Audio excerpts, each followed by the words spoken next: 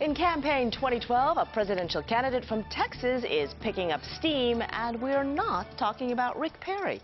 KHOU 11 News reporter Gabe Gutierrez sat down with Ron Paul this afternoon to see whether Congressman is finally getting some attention.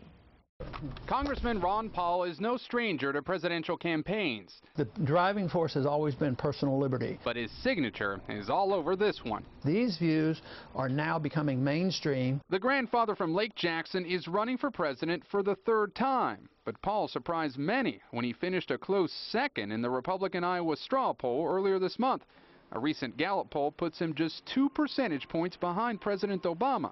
And he raised almost $2 million this past weekend on his 76th birthday. I didn't think we'd be this far along in converting the country to the views I've expressed. Those controversial views may be why the media has mostly ignored it. You can hold the Ron Paul stuff. A point amplified by comedian Jon Stewart.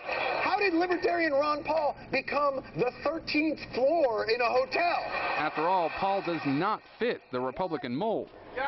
He wants to pull American troops out of all military conflicts. If elected, he says he'd abolish the Federal Reserve and even wipe out the federal income tax. You can't get rid of the income tax unless you get rid of all the spending. But people think it's bizarre, but did we have one before 1913? Paul strongly opposed raising the nation's debt ceiling. That does put him more in line with his newest presidential rival, Texas Governor Rick Perry. But despite their long political careers in the same party. Have you ever actually met Rick Perry? I have not. You have not? I have not met him.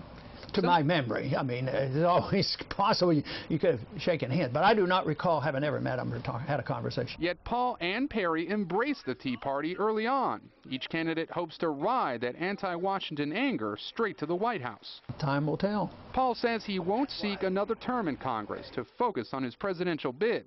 So what happens if he doesn't win?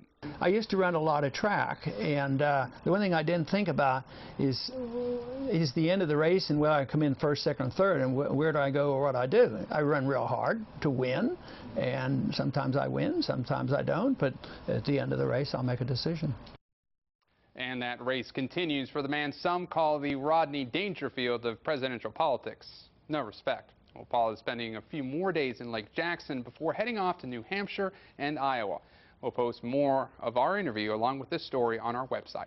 I'm Gabe Gutierrez, KHOU 11 News.